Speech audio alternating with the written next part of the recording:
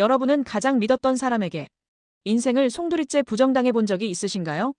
그것도 가족이라는 이름으로 말이죠. 오늘 제가 들려드릴 이야기는 단순한 고부 갈등이 아닙니다. 한 인간이 다른 인간의 인생을 얼마나 잔인하게 짓밟을 수 있는지 그 소름 끼치는 진실에 관한 이야기입니다. 저는 결혼 3년 차 평범한 직장인입니다.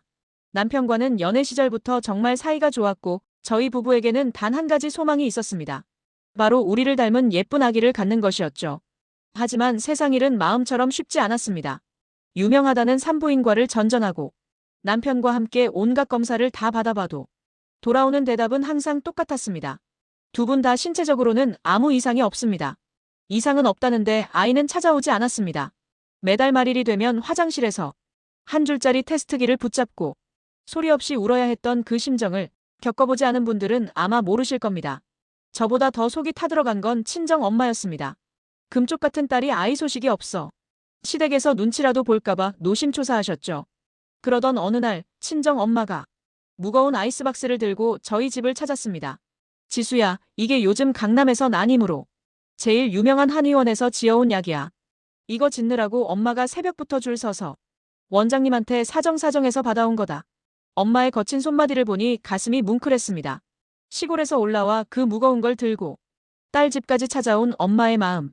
그건 단순한 보약이 아니라 엄마의 눈물이었고 저를 향한 간절한 기도였습니다.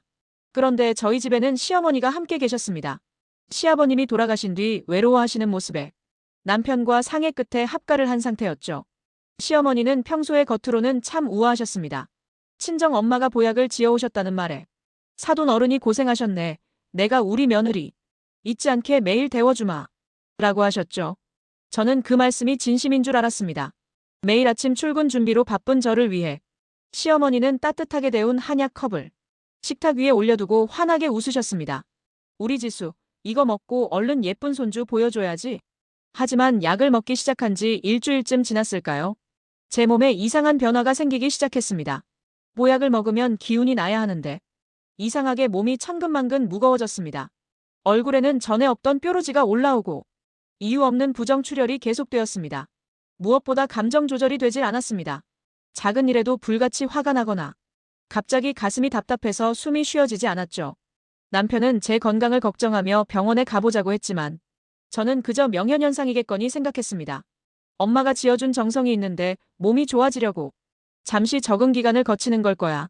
라며 고통을 꾹 참고 매일 그 한약을 들이켰습니다. 그러던 지난주 금요일이었습니다. 회사 로비까지 갔다가 중요한 프로젝트 서류를 거실 탁자에 두고 온 것이 생각났습니다. 다시 차를 돌려 집으로 향했습니다. 비밀번호를 누르고 조용히 문을 열었을 때 주방 쪽에서 아주 기이한 소리가 들렸습니다. 바스락바스락거리는 약봉지 소리와 함께 딱딱한 무언가를 절구에 빻는 소리였습니다. 어머니가 이 시간에 뭘 빻고 계시는 거지? 궁금한 마음에 신발을 벗고 살금살금 다가갔습니다. 주방 모퉁이에서 본 장면은 제 인생에서 가장 충격적인 공포 영화였습니다. 시어머니는 제가 먹을 한약 봉지를 가위로 잘라 머그컵에 붓고 계셨습니다. 그리고는 앞치마 깊숙한 곳에서 작은 알약통을 꺼내시더군요. 익숙한 솜씨로 하얀 알약을 대여섯 알 꺼내더니 작은 미니 절구에 넣고 곱게 가루를 내셨습니다. 그 하얀 가루를 한약이 든 컵에 섞으시면서 어머니는 소름 끼치는 미소를 짓고 계셨습니다. 그래, 이게 다 너를 위한 거다. 애가 생기면 내 아들 팔자가 꼬인다는데 내가 그걸 보고만 있을 줄 알았니? 사돈도 참 눈치가 없지. 이런 걸 지어오고 난리야. 어머니의 낮은 혼잣말을 듣는 순간 제 다리는 힘이 풀려 주저앉을 뻔했습니다. 저는 어머니가 안방으로 들어가실 때까지 숨을 죽이고 벽 뒤에 숨어 있었습니다. 어머니가 들어가시자마자 저는 주방 쓰레기통을 미친 듯이 뒤지기 시작했습니다.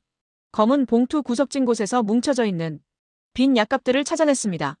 그건 바로 강력한 성분의 경구 피임약이었습니다. 한 통도 아니고 이미 여러 통이 비워져 있었죠. 날짜를 계산해보니 정확히 제가 보약을 먹기 시작한 날부터였습니다. 피가 머리끝까지 거꾸로 솟는다는 기분이 어떤 건지 그때 처음 알았습니다. 눈앞이 캄캄해지고 손이 부르르 떨렸습니다. 친정 엄마가 딸 자식 생기라고 새벽부터 줄 서서 지어온 소중한 보약에 시어머니는 매일 피임약을 빻아넣고 있었던 겁니다. 저는 그 자리에 서서 남편에게 전화를 걸었습니다. 당장 집으로 오라고, 안 오면 나 무슨 짓 저지를지 모른다고 울부짖으며 소리를 질렀습니다.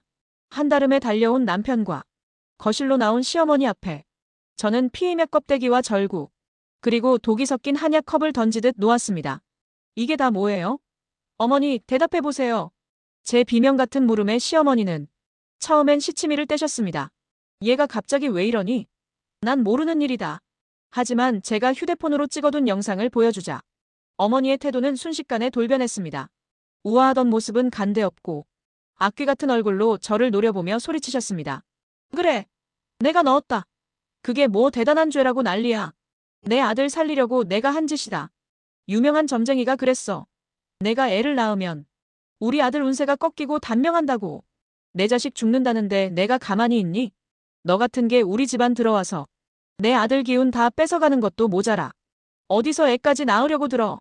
그 말을 듣는 남편의 표정은 경악을 넘어 공포에 질려 있었습니다. 엄마, 정말 미쳤어? 어떻게 사람 탈을 쓰고 그래? 지수가 그동안 얼마나 고통스러워했는지 옆에서 다 봐놓고 엄마가 그러고도 사람이야?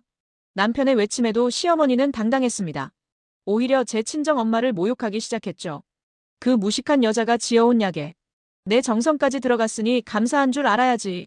천한 집안 피가 섞인 애가 태어나면 우리 집안 망하는 건 시간 문제라고. 저는 그 순간 마음속에서 무언가 바스라지는 소리를 들었습니다. 이 사람들은 더 이상 제 가족이 아니었습니다. 저는 곧바로 경찰에 신고했습니다. 음식물에 약물을 혼입해 신체적인 위해를 가한 것은 명백한 상해죄에 해당한다는 사실을 변호사인 친구를 통해 확인했기 때문입니다. 시어머니는 경찰이 들이닥치자 그제야 제 발목을 붙잡고 울고불고 매달렸습니다. 지수야, 내가 잘못했다. 내가 노망이 났나 보다. 아들 생각해서 그런 거니 한 번만 받아오. 하지만 저는 차갑게 그 손을 뿌리쳤습니다.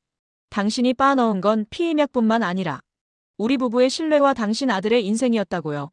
그 후로 저는 뒤도 돌아보지 않고 짐을 쌌습니다. 남편은 진심으로 사죄하며 어머니와 인연을 끊겠다고 제 앞에서 무릎을 꿇고 빌었습니다. 현재 저는 친정으로 돌아와 몸을 추스르고 있습니다. 시어머니는 상해 혐의로 조사를 받고 계시고 저는 절대로 선처하지 않을 생각입니다. 놀라운 건 뭔지 아시나요? 그 지옥 같은 집에서 나와 시어머니와 떨어져 지낸 지 단 2달 만에 제 몸이 정상이 되었습니다. 그리고 기적처럼 예쁜 생명이 저희에게 찾아왔습니다. 친정 엄마는 소식을 듣고 며칠을 우셨습니다. 본인이 지어온 보약 때문에 딸이 고생한 것 같아 미안해서 어쩔 줄 몰라 하시는 엄마를 보며 저는 다시 한번 다짐했습니다. 내 아이는, 그리고 내 소중한 사람들은 내가 반드시 지키겠다고 말이죠. 가족이라는 가면을 쓴 채 당신을 해치는 사람이 있다면 부디 용기를 내서 도망치세요. 세상에 당신보다 소중한 존재는 없습니다. 그리고 진실은 반드시 밝혀지기 마련입니다. 오늘 제 기나긴 이야기를 끝까지 들어주셔서 감사합니다.